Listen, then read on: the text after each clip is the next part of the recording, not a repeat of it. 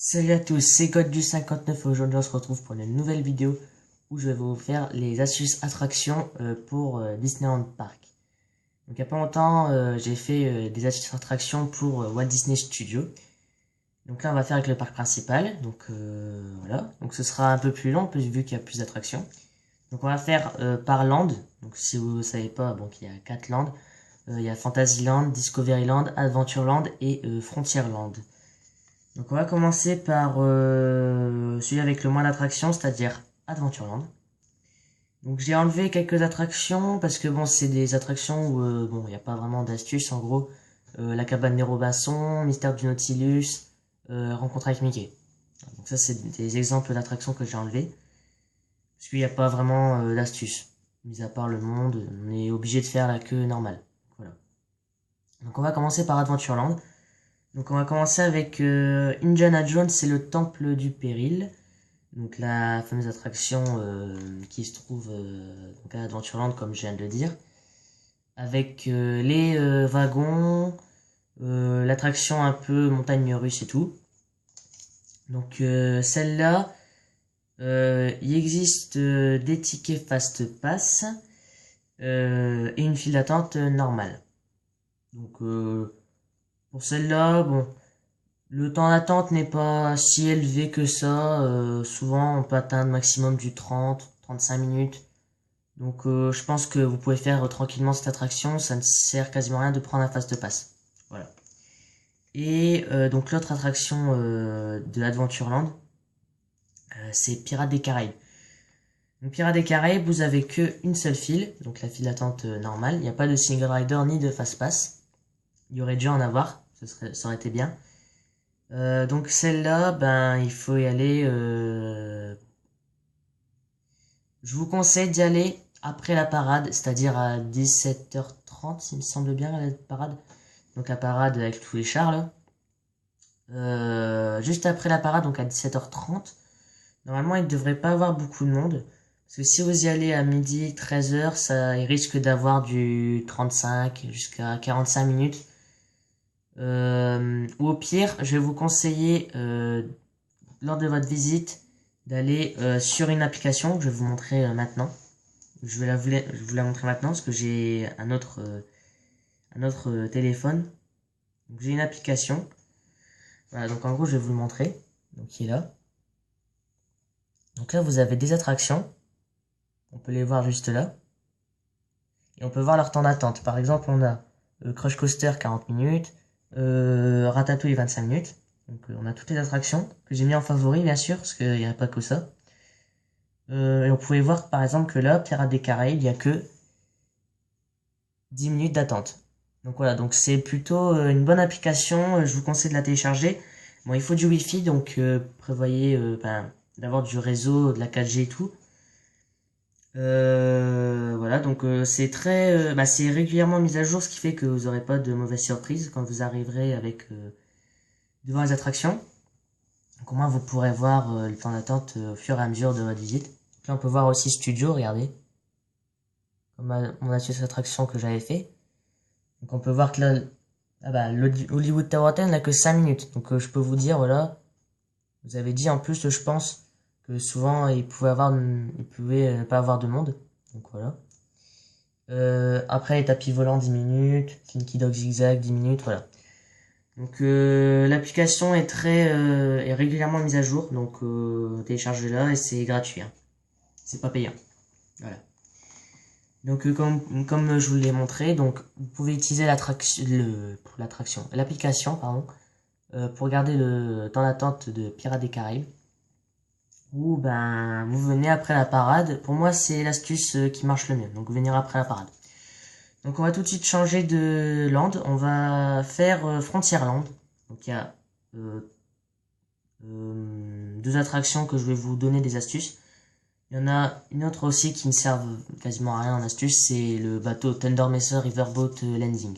Parce qu'il n'y a pas vraiment d'astuce en fait, ils prennent des personnes en fonction des créneaux. Donc voilà.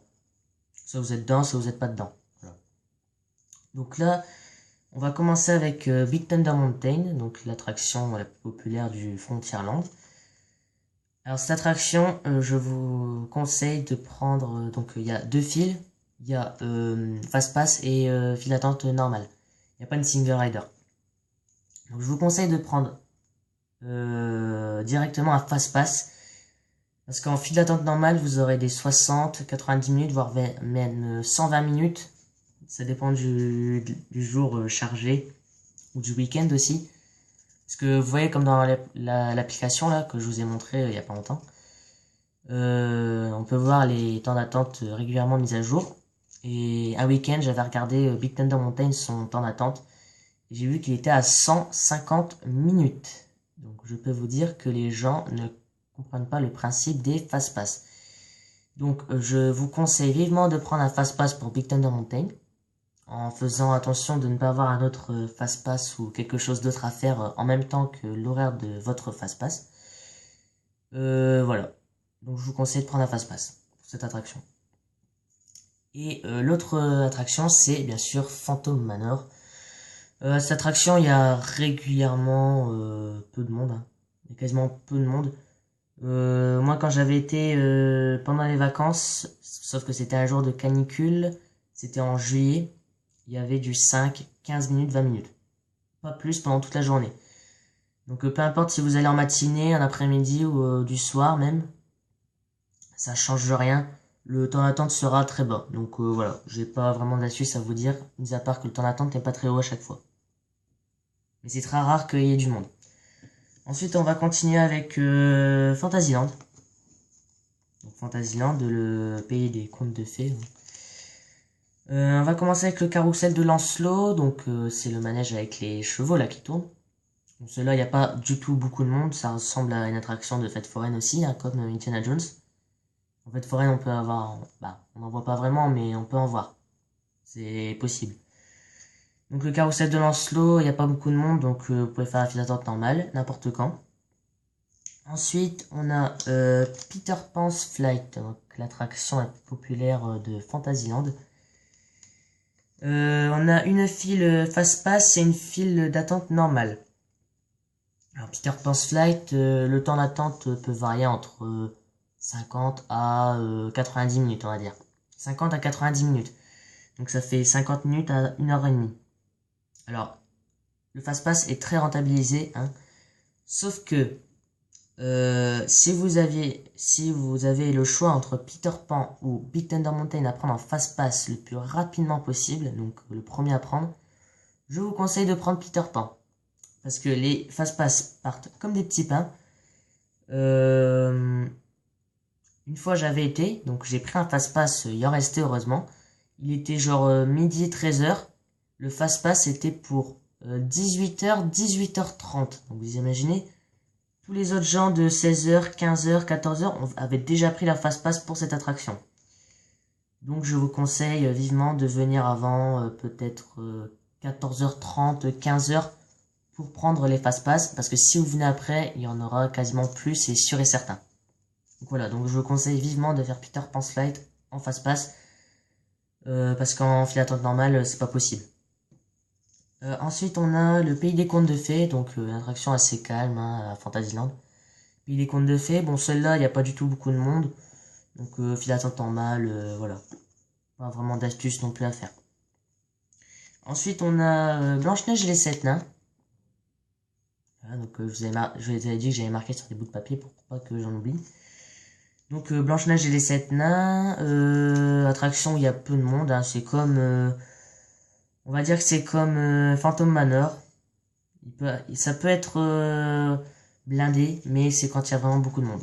Donc file d'attente normale, vous avez du 15-20 minutes en semaine.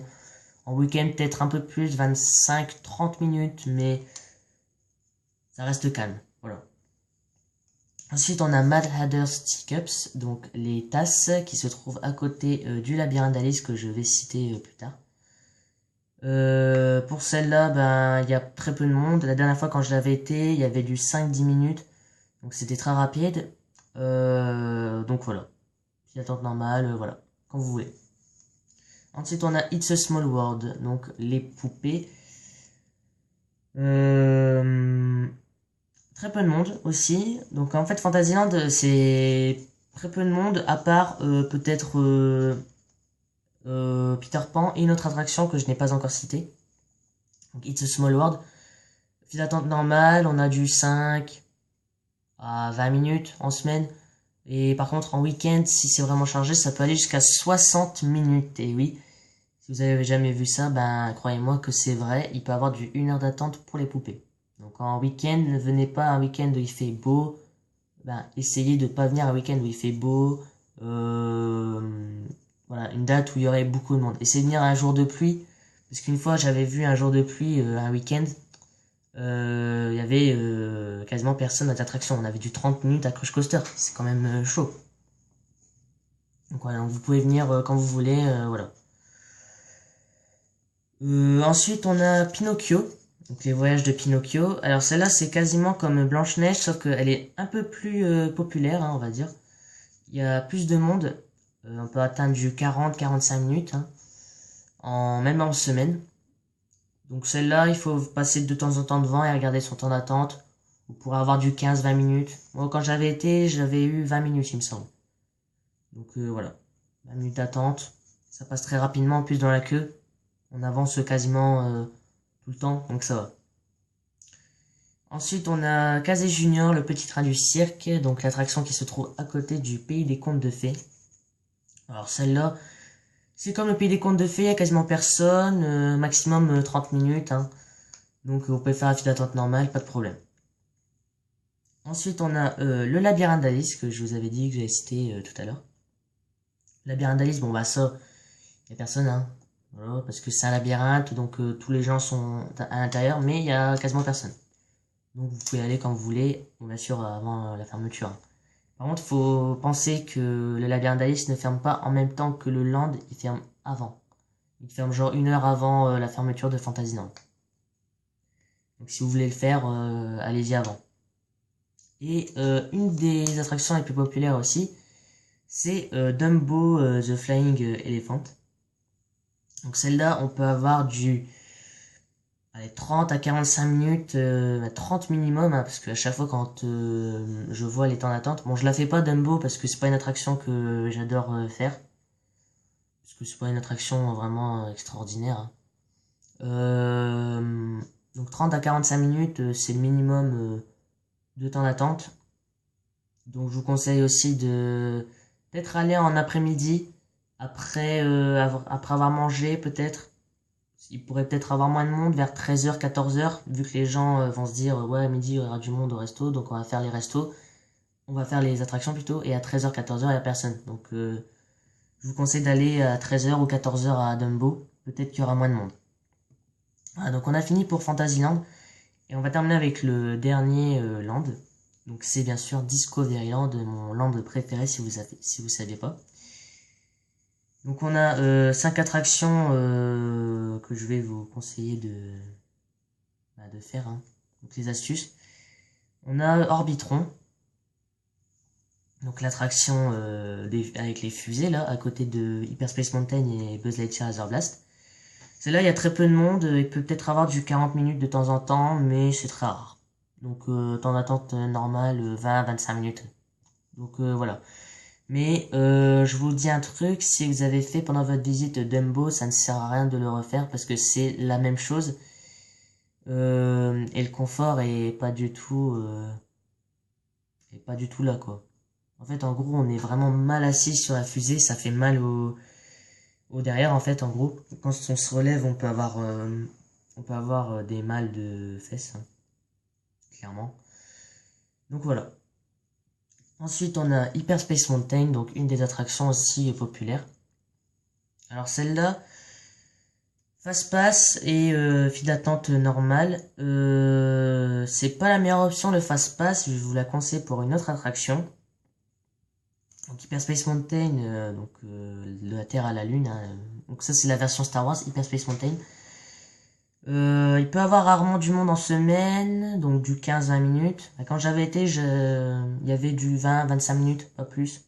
Donc ça va, j'ai pu la faire plusieurs fois. Et des fois, les temps d'attente ne sont pas mis à jour, ce qui fait que une fois quand j'avais été, il y avait 20 minutes, j'ai attendu à peine 10 minutes seulement. Donc on voyait qu'il y avait moins de monde dans la queue. Donc Hyper Space Mountain, très peu de monde en semaine. En week-end, peut-être un peu plus de monde. Donc je vous conseille quand même de prendre un Fast Pass au cas où si c'est vraiment blindé toute la journée. Si vous avez du 60-90 minutes et que vous voulez absolument la faire, prenez un Fast Pass. C'est la meilleure astuce que je peux vous conseiller. Ensuite, on a Star Tour. Alors, Star Tour qui possède un Fast Pass également et une file d'attente normale. Si vous y allez en semaine, je vous conseille pas de prendre le Fast Pass parce qu'il y a très peu de monde. On a du 15-20 minutes maximum à chaque fois en semaine. En week-end, ça peut être chargé, mais pas tant que ça. Il peut y avoir du 30 minutes maximum, 35 minutes. Donc, c'est une attraction assez calme et très très bonne attraction. Donc, je vous conseille. Donc, allez-y en temps d'attente normal. Ensuite, on a Autopia. Donc, Autopia, voilà. C'est l'attraction avec les voitures. Bon, je l'ai jamais fait, hein, donc je peux pas vous conseiller de la faire parce que je l'ai jamais fait. Mais les temps d'attente, je connais un peu comment ça se passe. D'ailleurs, quand je tourne cette vidéo, Autopia est en rénovation, qui ouvrira apparemment Autopia mi-décembre, il me semble. Donc mi-décembre 2019, Autopia devrait réouvrir. Donc, je sais pas s'il va changer grand chose. Donc je sais pas si le temps d'attente va augmenter, mais à mon avis, si c'est la même chose, je pense pas qu'il va bouger. Autopia, ça reste calme, peut-être du 30 minutes maximum, 25 minutes. Donc faites la queue d'attente normale, pas de problème. Et on arrive à la dernière attraction de Disneyland Park. C'est Buzz Lightyear Laser Blast. Donc attraction la plus populaire, on va dire, de Discoveryland, hein, je pense. Pour moi en tout cas. Alors, c'est l'attraction, je vais vous conseiller de prendre un Fast Pass. Tout simplement parce que toute la journée, il peut y avoir du 45-50 minutes, même en semaine. Donc, que vous soyez en week-end ou en semaine, je vous conseille impérativement de prendre un Fast Pass pour Buzz Lightyear Laser Blast. D'ailleurs, si vous ne savez pas, les Fast Pass, on peut les prendre dans le parc principal et dans le parc studio de l'autre. Donc, vous avez le droit à 2 Fast Pass pendant votre journée. Donc un studio, un Disneyland Park. Si jamais celui de studio est utilisé, vous avez le droit d'en reprendre un autre, mais seulement à studio. Pas à Disneyland Park, parce que sinon ça marchera pas. Donc je vous conseille de prendre un Fast Pass. Les Fast Pass ne partent pas très vite, hein, parce qu'il y a personne qui les prend, je pense. Il n'y a pas beaucoup de monde qui les prend quand j'y vais en tout cas. Donc je vous conseille de le prendre parce que vous pouvez gagner un maximum de temps. Donc en gros, moi je me dis en fait en tête, parce qu'en fait vous voyez, il y a une queue extérieure à Buzz, et après il y a une queue intérieure aussi. Je me dis que dès que je vois la queue extérieure, je me dis Fast Pass, direct. Au moins, on peut rentrer directement à l'intérieur. On ne sait pas s'il y a du monde ou peu de monde. Et voilà. Donc, je vous conseille de prendre un Fast Pass pour Buzz Lightyear Laser Blast. Voilà, cette vidéo est à présent terminée. J'espère qu'elle vous aura plu et que ça vous servira pour votre visite à Disneyland Paris prochainement. Donc, suivez bien mes conseils. Hein. Après, vous n'êtes pas obligé de les suivre. Hein. Moi, c'est juste des conseils. Voilà, hein. Chacun sa manière. Donc si vous me croyez pas, c'est pas grave, je m'en fiche. Ceux qui me croient, ben voilà, hein. Suivez bien mes conseils et puis peut-être que vous arriverez à faire les attractions en une seule journée. Voilà. Donc c'est la fin de cette vidéo, j'espère qu'elle vous aura plu. Si c'est le cas, n'hésitez pas à lâcher un pouce bleu et à vous abonner à ma chaîne. Ciao!